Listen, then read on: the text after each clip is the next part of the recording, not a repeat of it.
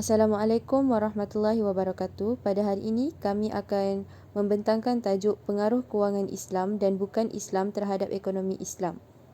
Sebelum memulakan pembentangan, ingin kami memperkenalkan ahli kumpulan dan juga tajuk pembentangan kami. Yang pertama, pendahuluan yang akan diterangkan oleh Nur Aisyah Sakinah. Yang kedua, institusi kewangan Islam yang akan diterangkan oleh Nur Khairun Arina.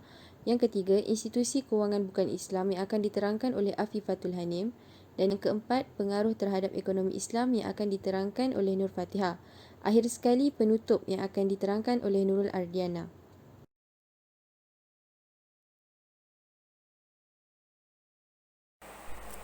Jadi kita masuk kepada konsep wang.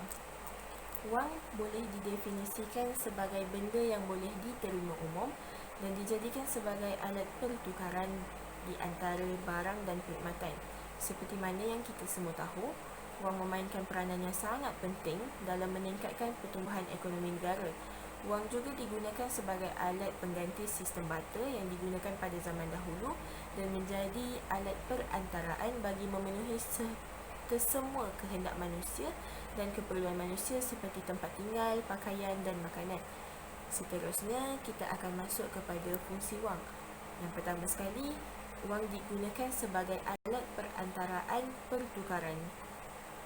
Ini bermaksud wang digunakan bagi membolehkan masyarakat mendapat manfaat dari sebuah urus niaga jual beli barang, serta proses pertukaran barang juga akan menjadi lebih mudah. Yang kedua, wang juga berfungsi sebagai alat pengukur nilai yang memberi ukuran nilai seragam untuk sesuatu barang atau perkhidmatan. Yang seterusnya, wang juga berfungsi sebagai alat penyimpan nilai yang menggalakkan masyarakat menabung dan membuat pelaburan untuk masa depan. Dan yang terakhir sekali, wang berperanan sebagai alat bayaran tertunda yang membolehkan masyarakat membeli barang atau perkhidmatan secara hutang atau kredit, seperti membeli rumah atau kereta dengan bayaran angsuran. Seterusnya kita akan masuk kepada institusi kewangan. Institusi kewangan ini terbahagi kepada dua, iaitu institusi kewangan Islam dan institusi kewangan bukan Islam, iaitu konvensional. Ia merupakan institusi yang diberi lesen untuk menjalankan aktiviti mengumpul dana atau sumber kewangan daripada orang ramai atau institusi lain. Ia juga berperanan sebagai perantaraan kewangan di mana orang awam boleh membuat pinjaman bagi tujuan modal perniagaan, pembelian rumah atau kereta dan sebagainya. Seterusnya, ianya perlu selari dan meningkatkan pertumbuhan ekonomi dengan cara menyalurkan dana dan pinjaman bagi tujuan pelaburan. Selain itu, institusi juga berfungsi sebagai institusi yang berkongsi risiko jika berlakunya kejadian yang buruk atau kejadian yang tidak diingini dalam ekonomi. Jadi, yang terakhir sekali kita akan masuk kepada sistem ekonomi Islam. Sistem ekonomi Islam pula bermaksud semua urusan ekonomi adalah berlandaskan syariah dan tauhid. Falsafah ekonomi Islam menegaskan bahawa tauhid memainkan peranan yang sangat penting dalam mendidik manusia untuk bersatu padu kerana setiap makhluk saling memerlukan antara satu sama lain dan mereka semua hanya mempunyai satu matlamat yang sama, iaitu mendapatkan kebahagiaan di dunia dan di akhirat. Jadi penghayatan terhadap nilai Islam mestilah dimasukkan ke dalam urusan ekonomi bagi menstabilkan antara rohani dan jasmani. Sistem ekonomi Islam juga berperanan menjaga kebajikan semua pihak, sebagai contoh menggunakan sumber-sumber dengan cekap dan tidak membazir. Oleh itu, Islam telah memerintahkan orang yang berkemampuan untuk membayar zakat, dan Islam juga melarang penggunaan riba, memberikan jaminan sosial kepada orang yang berhak menerimanya, dan memerintah pemimpin untuk berlaku adil kepada rakyatnya.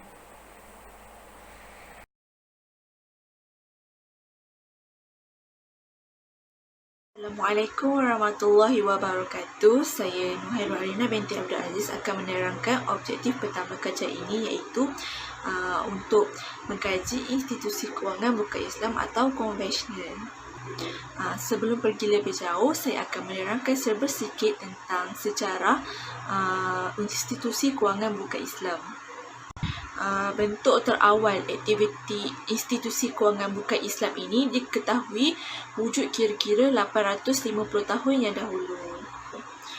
Berdasarkan sejarah perbankan, institusi kewangan bukan Islam ni bermula di Venice yang dikenali sebagai Banco della Pisa. Walau bagaimanapun, sistem yang dilaksanakan oleh institusi kewangan bukan Islam ini jauh berbeza dengan institusi kewangan Islam apabila kurangnya nilai agama yang diterapkan dalam sistem tersebut. Seterusnya saya akan menerangkan mengenai konsep institusi kewangan bukan Islam atau konvensional. Dalam sistem kewangan konvensional ni, wang adalah merupakan komoditi yang ada harga apabila pemberi pinjaman memperolehi pulangan faedah. Dalam sistem institusi kewangan bukan Islam atau konvensional juga dikatakan bahawa mereka juga menerima perkhidmatan simpanan wang atau dan juga barangan yang berharga seperti emas dan perak. Namun, untuk menggalakkan lagi pelanggan menggunakan perkhidmatan mereka, institusi kewangan bukan Islam ini akan memberi faedah kepada setiap pinjaman ataupun simpanan. Walau bagaimanapun, apa yang membezakan sistem kewangan konvensional dengan kewangan Islam adalah institusi kewangan bukan Islam ini mereka menawarkan interest ataupun kadar bunga kepada pelanggan mereka, yang mana kita tahu bahawa perkhidmatan tersebut, penawaran tersebut adalah berunsurkan riba. Kebanyakan institusi kewangan bukan Islam ini memperoleh keuntungan hasil daripada perkhidmatan seperti interest yang mereka tawarkan kepada pelanggan tersebut. Itu yang mana jelas menunjukkan bahawa perkhidmatan tersebut mempunyai unsur riba yang mengambil kesempatan ke atas pelanggan mereka. Islam telah melarang wujudnya unsur riba dalam perniagaan terutamanya, dan pengharaman riba ini telah disebut oleh Allah dalam surah Ar-Rum yang bermaksud, dan sesuatu riba atau tambahan yang kamu berikan agar dia menambah pada harta manusia, maka riba itu tidak menambah di sisi Allah. Dan apa yang kamu berikan berupa zakat yang kamu masukkan untuk mencapai keredaan Allah, maka demikian itulah orang yang melipat gandakan pahalanya. Surah Ar-Rum ayat 39. Sebagai umat Islam, setiap perkara yang Allah telah haramkan haruslah kita jauhi.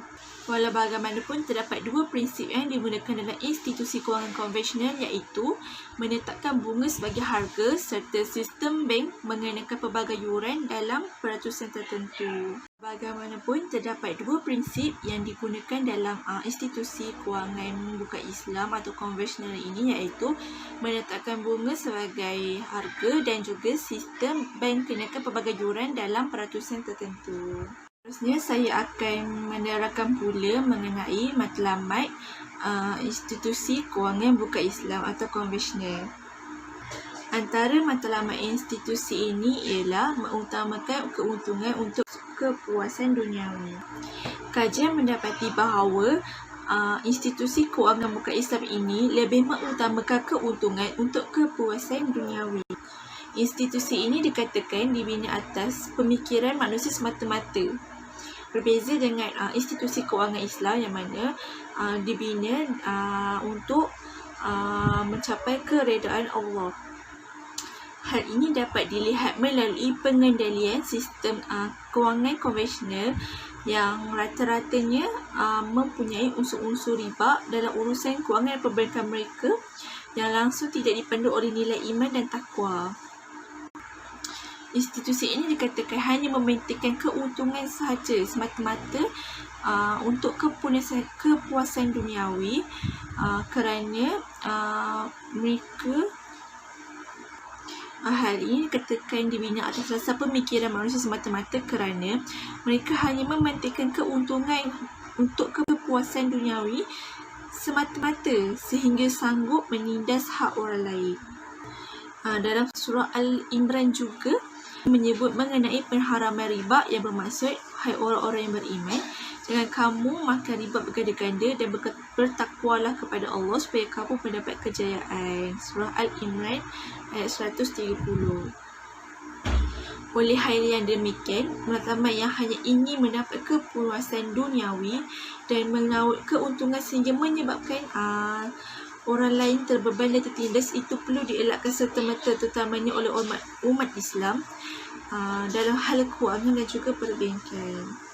Matlamat yang seterusnya ialah tidak bermatlamat kepada reda Allah Subhanahu Wa Taala. Berdasarkan sistem yang dilaksanakan menunjukkan bahawa matlamat utama mereka hanyalah untuk mencapai keredaan manusia semata-mata tanpa menghiraukan keredaan Allah Subhanahu Wa Taala. Hal ini kerana unsur riba yang wujud dalam sistem mereka jelas menunjukkan bahawa mereka ingkar terhadap suruhan Allah, yang mana Allah telah mengharamkan adanya unsur riba dalam perniagaan.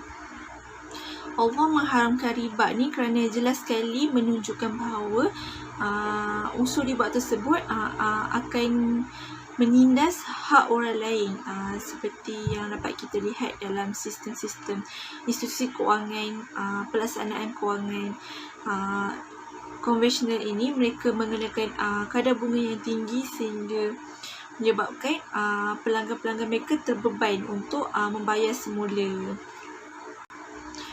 Walau bagaimanapun, apabila suruhan Allah diingkari, mereka ini dibebangi, seseorang itu akan mula menjauh daripada pencipta mereka sehingga akhirnya menyebabkan mereka lebih jauh terpesong. Oleh itu, kita sebagai umat Islam haruslah menjauhi perkara-perkara yang dilarang oleh Allah dan dilarang dalam Islam, kerana hidup kita bukan hanya berlandaskan dunia tapi juga di akhirat untuk mencapai keredaan Allah. Ialah tidak mengamalkan konsep keadilan. Dalam urusan kewangan ataupun perbankan dan perniagaan ni, perkara yang paling utama adalah konsep keadilan. Okey, adil ni ialah sesuatu perkara yang diletakkan di tempat yang sepatutnya, dan jika tidak, maka ia dianggap sebagai zalim. Walau bagaimanapun, keadilan ni mesti diamalkan dalam setiap peringkat ekonomi kerana ia akan mewujudkan keseimbangan dan juga kesaksamaan. Namun, apa yang dilihat dalam pelaksanaan sistem institusi kewangan konvensional ini adalah sebaliknya pula yang berlaku apabila mereka mengenakan kadar bunga ataupun interest yang tinggi kepada pelanggan mereka apabila pelanggan mereka tidak dapat membayar pada waktu yang telah ditetapkan berdasarkan persetujuan bersama. Tapi pada masa yang sama, interest atau kadar bunga yang dikenakan itu akan memberi keuntungan kepada pihak bank. Namun, pihak pelanggan pula akan jadi lebih terbeban. Jelas apabila sistem mereka yang mengamalkan mengenakan kadar bunga ini kepada pelanggan mereka, menyebabkan keadilan dan perkongsian manfaat itu tidak dapat diwujudkan. Jelas kat situ bahawa konsep keadilan tidak diamalkan dalam institusi kewangan bukan Islam ataupun konvensional ini. Tanpa disedari bahawa institusi kewangan bukan Islam ini telah berlaku zalim kerana mengambil kesempatan serta hak yang bukan milik mereka ke atas pelanggan mereka. Allah berfirman dalam surah Al-Ma'idah ayat 8 yang bermaksud, hendaklah kamu berlaku adil kepada siapa jua, kerana sikap adil itu adalah lebih hampir kepada takwa, dan bertakwalah kepada Allah. Sesungguhnya Allah Maha mengetahui dengan mendalam akan apa yang kamu lakukan. Oleh itu, kita sebagai umat Islam haruslah berlaku adil, tidak kira pada siapa jua.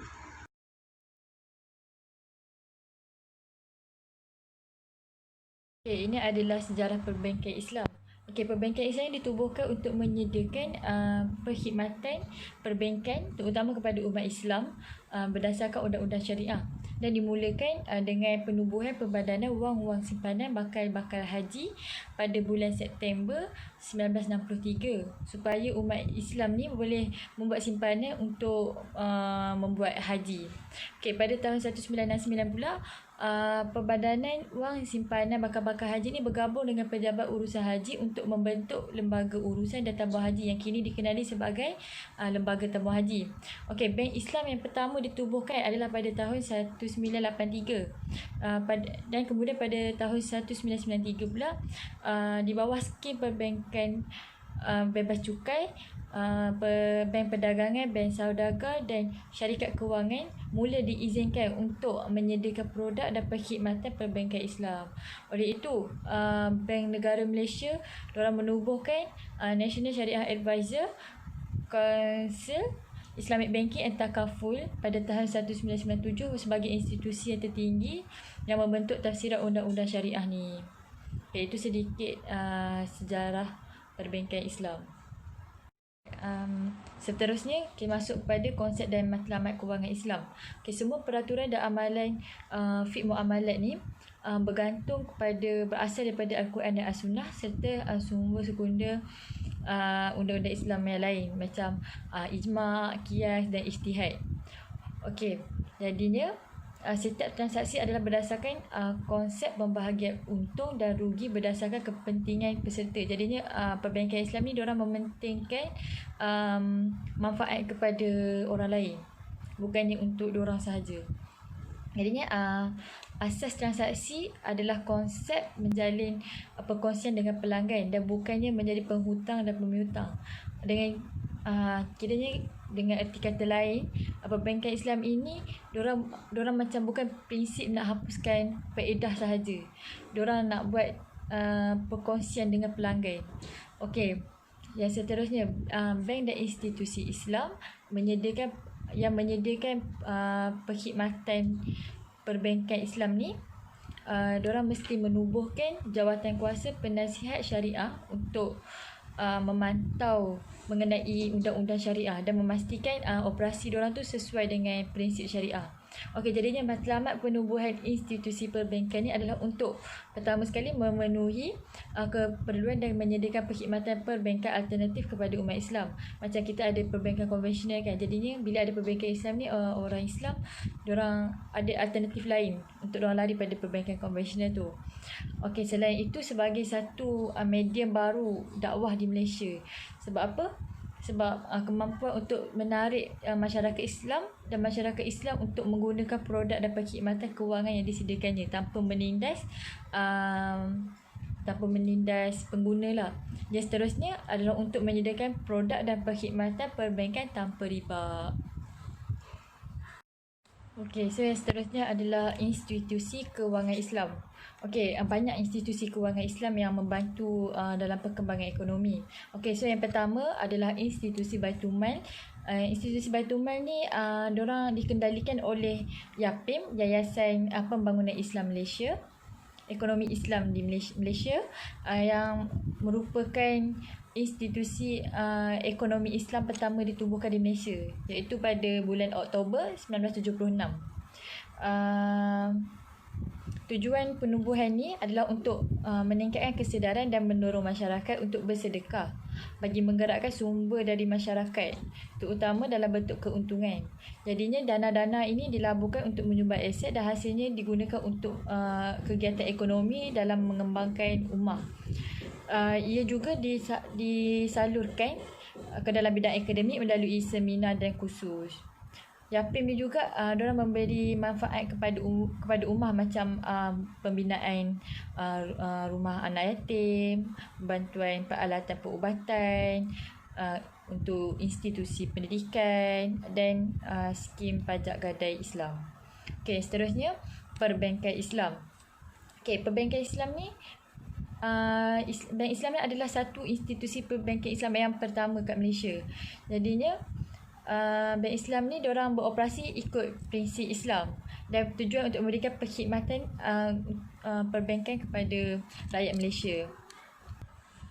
Okey, perbankan Islam ni diorang tujuan dia macam sama je dengan perbankan konvensional. Cuma beza dia adalah dalam operasi. Perbankan Islam ni diorang macam ikut apa yang digariskan oleh Islam. Jadi macam prinsip-prinsip dia diorang berdasarkan kepada perkongsian keuntungan dan kerugian dan larangan riba. Okay, antara prinsip-prinsip dalam bank Islam ni yang selalu digunakan adalah perkongsian untung iaitu mudarabah, wadiah, musyarakah, murabahah dan sewaan iaitu ijarah. Okey, so yang seterusnya adalah pajak gadai Islam iaitu Ar-Rahnu. Yang macam kita tahu, pajak gadai Islam ni adalah menahan harta benda dan menggadaikannya sebagai hak yang dapat diambil dari harta tersebut. Okey, tujuan Ar-Rahnu ni ditubuhkan adalah untuk memberikan pinjaman atau kecairan kepada orang ramai berdasarkan cagaran atau barang simpanan di bawah sistem kewangan Islam. Okey, operasi skim Ar-Rahnu ni dia tidak mengenakan bunga ke atas pinjaman tu, tetapi dia akan mengenakan macam upah simpan atau yuran keselamatan ke atas deposit barang yang disimpan atau barang yang dicagar tu. Jadi yang seterusnya pusat pungutan zakat Dar Al-Zakah, yang mana ini ditubuhkan oleh Majlis Agama Islam Wilayah Persekutuan pada 19 November 1989. Okey, matlamat penubuhan ini adalah untuk meningkatkan pungutan dan memudahkan urusan pembayaran zakat dan menyampaikan kewajipan membayar zakat melalui pelbagai alternatif. Jadi institusi kewangan ini juga dapat mengatasi kemiskinan, memperkukuh kepercayaan agama serta menstabilkan ekonomi negara. Okey, jadinya seterusnya adalah takaful iaitu insurans Islam. Takaful adalah perjanjian yang memastikan bahawa jaminan syarikat insurans memberikan pampasan atau pembayaran kepada pihak yang diinsyuranskan atas kehilangan sesuatu yang diinsyuranskan, kerugian atau tidak ada keuntungan. Semuanya disebabkan oleh kejadian yang tidak dapat dijangka. Oleh itu operasi takaful ni diorang tak boleh menyimpang juga daripada undang-undang Islam. Sebab ini dia bukan perdagangan keuntungan, dia kepada untuk menjaga kebajikan sosial. Macam contoh kan, syarikat takaful Malaysia ni diorang menubuhkan takaful nasional sebagai mudarib iaitu pengusaha, dan sumber kewangan syarikat ni berasal daripada pembayaran premium iaitu pemegang polisi sebagai pemodal. Okey, oleh itu syarikat ni sebagai pengendali, syarikat ni diorang akan menjalankan perniagaan pelaburan atau dana sumbangan caruman itu tadi, dan sebahagian daripada keuntungan syarikat tu akan dikembalikan kepada setiap pemegang polisi pada tahap yang tertentu. Okey, jadi yang seterusnya adalah institusi saham.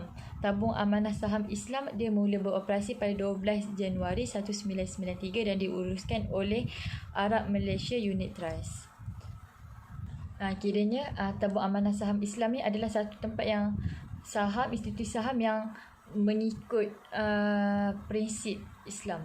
Sebab banyak je institusi tempat saham yang diragui. Okay, so next adalah sistem perbankan tanpa faedah, SPTF. Okey, skim perbankan tanpa faedah ini dilancarkan pada bulan Mac 1993 dan ia hanya melibatkan 3 bank perdagangan sahaja iaitu Maybank, BBNB dan UNBC. Dan ia adalah merupakan aktiviti ekonomi yang berdasarkan prinsip perniagaan dan pembiayaan Islam dan tidak mengenakan sebarang faedah. Jadi yang ke-8 adalah Yayasan Pembangunan Ekonomi Islam Malaysia iaitu YAPIM, yang merupakan jadi institusi ekonomi Islam pertama di Malaysia dan ditubuhkan pada Oktober 1976. Dan dia dirombak, disusun semula dan dibuka semula oleh Tun Dr. Mahathir, iaitu Perdana Menteri masa tu. Okey, jadi tujuan penubuhan YAPIM ni adalah untuk menyelesaikan masalah sosioekonomi masyarakat Islam. Dan ia juga bertujuan untuk memperkuat tradisi intelektual dan meningkatkan kesejahteraan ummah. Okay, seterusnya yang terakhir adalah Lembaga Tabung Haji. Okay, yang kita tahu Lembaga Tabung Haji ni tujuannya adalah untuk membolehkan umat Islam ni membuat simpanan wang secara beransur-ansur untuk memenuhi keperluan akidah kita lah, iaitu melaksanakan ibadah haji dan perkara-perkara yang bermanfaat. Jadinya melalui simpanan tu umat Islam dapat bahagian dengan lebih. Maksudnya kalau kita simpan kat tabung haji ni kan ada dividen. Jadinya dia adalah satu tempat simpanan yang memberi keuntungan kepada kita, tetapi tidak berlaku unsur syubhah.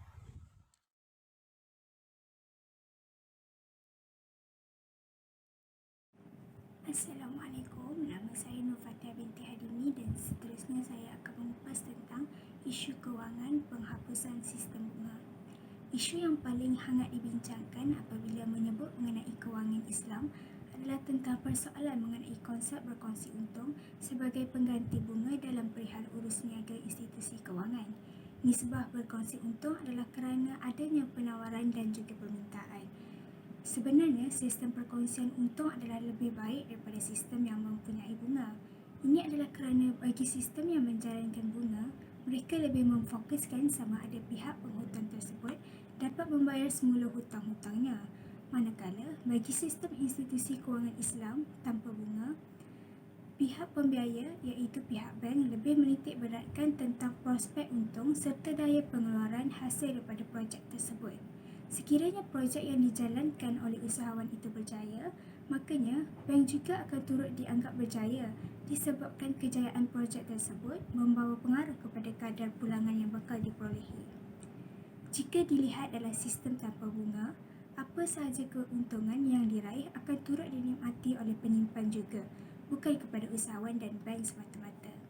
Manakala bagi sistem yang mengamalkan bunga pula, pihak bank sebagai pembiaya akan tetap terjamin pulangannya meskipun daya pengeluaran daripada pelaburan yang diusahakan masih belum mendapat kepastian. Jelaslah bahawa sistem tanpa bunga adalah sangat adil serta saksama. Ini adalah kerana ianya tidak membebankan usahawan yang tidak mendapat untung atas projek yang dibiayai pihak bank. Seterusnya adalah prinsip syariah sebagai alternatif kepada sistem bunga. Terdapat pelbagai kaedah yang selari dengan Islam boleh dijadikan ganti kepada kadar bunga. Kaedah-kaedah itu boleh digunakan mengikut kesesuaian jenis urus niaga. Namun, secara ringkasnya banyak kaedah yang boleh diaplikasikan untuk semua jenis urus niaga. Antaranya adalah: pertama, murabahah. Maksud murabahah adalah pertambahan untung. Di dalam konsep ini, harga yang dibayar oleh pelanggan adalah termasuk dengan untung. Antara contoh produk yang telah menggunakan konsep ini adalah surat kredit, pembiayaan kredit ekspor, pembiayaan modal dan bil penerimaan Islam. Yang kedua adalah al-ujur. Al-ujur membawa maksud upah ataupun ganjaran. Di dalam perbankan dan juga sistem kewangan, al-ujur adalah satu kaedah yang menunjukkan bahawa yuran perkhidmatan atau komisen akan dikenakan ke atas perkhidmatan yang diberikan. Pihak bank yang memberi perkhidmatan kepada pelanggan akan mengenakan cas bayaran perkhidmatan ataupun bayaran yuran kepada pelanggan. Antara contoh produk perbankan yang menggunakan konsep ini adalah pemindahan dana, penukaran mata wang asing dan security bank. Ketiga adalah al-mudarabah. Al-mudarabah pula membawa maksud sesuatu kontrak berdasarkan konsep berkongsi untung antara pengusaha dengan pemodal.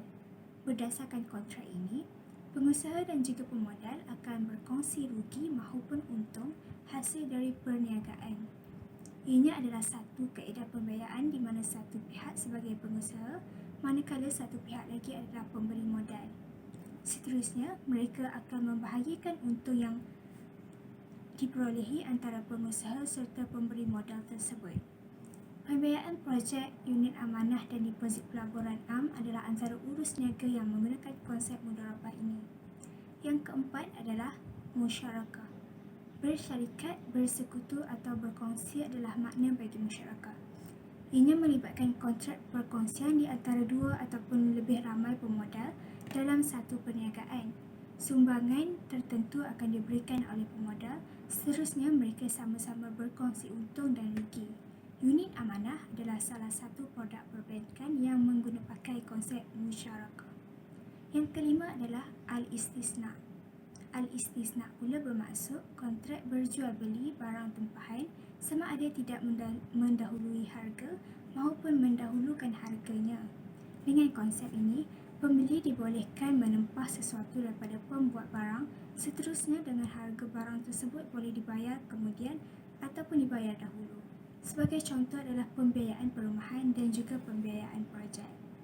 Yang keenam, al-wakalah. Al-wakalah pula membawa erti perwakilan ataupun wakil. Situasi di mana seseorang melantik wakil dirinya, di mana wakil tersebut diberi kuasa untuk menjalankan tugas untuknya, dipanggil sebagai kontrak wakalah ataupun boleh juga disebut sebagai kontrak perwakilan.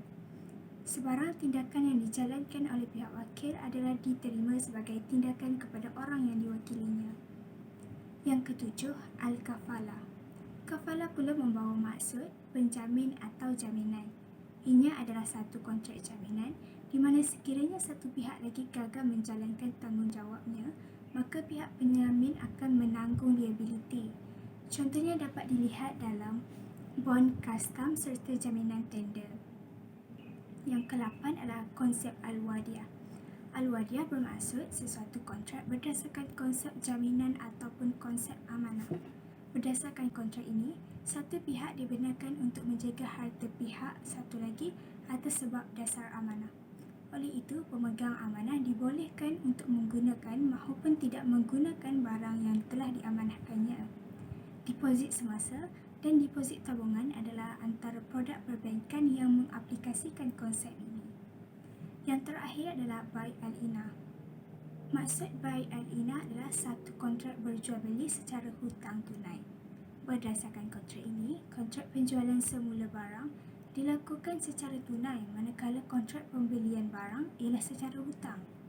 Ini adalah kerana untuk mendapatkan wang tunai. Di dalam perbankan, ianya lebih dikenali sebagai sell and buy back agreements. Contohnya adalah pinjaman peribadi. Seterusnya adalah saya akan mengupaskan perbezaan di antara sistem kewangan Islam dan juga sistem kewangan konvensional secara ringkas. Terdapat beberapa perbezaan yang ketara di antara sistem kewangan Islam dan juga sistem konvensional. Pertamanya adalah sistem kewangan Islam sememangnya patuh kepada hukum hakam yang telah ditetapkan oleh syarak. Sebagai contoh adalah dengan menggunakan prinsip wakalah dan wadiah. Manakala konvensional pula wujudnya perkara yang ditegah oleh syarak. Sebagai contoh adalah riba dan maisir. Yang kedua, bagi sistem kewangan Islam berpegang dengan perniagaan yang halal sahaja akan memberikan keuntungan yang sebenar. Manakala bagi sistem konvensional pula, mereka lebih mengejar kepada keuntungan dunia semata-mata dan berusaha mendapatkan keuntungan sebanyak mungkin tanpa mengira halal dan haram. Ketiga, dalam sistem kewangan Islam, amat menitik beratkan bahawasanya perniagaan adalah sebahagian daripada ibadah. Tujuan perniagaan juga adalah untuk mencari keredaan Allah, bukan untuk meraih keuntungan semata-mata. Bagi sistem kewangan konvensional pula, perniagaan yang dijalankan adalah tiada kena-mengena dengan aspek agama. Mereka bebas berbuat apa sahaja untuk menjana untung. Akhir sekali adalah, menurut sistem kewangan Islam, keuntungan yang diperolehi adalah satu jalan yang dapat mencapai kebahagiaan di dunia maupun di akhirat. Di dunia, sistem kewangan Islam menetapkan kita untuk menjalankan ekonomi yang berlandaskan syarak, seterusnya mengeluarkan zakat, manakala di akhirat pula, harta yang dikumpul itu sekiranya didapati dari sumber yang halal dan digunakan untuk tujuan yang baik akan menjanjikan syurga buat pemiliknya. Sistem kewangan konvensional pula sebaliknya, di mana harta merupakan milik sebenar manusia, maka mereka tidak mengeluarkan zakat.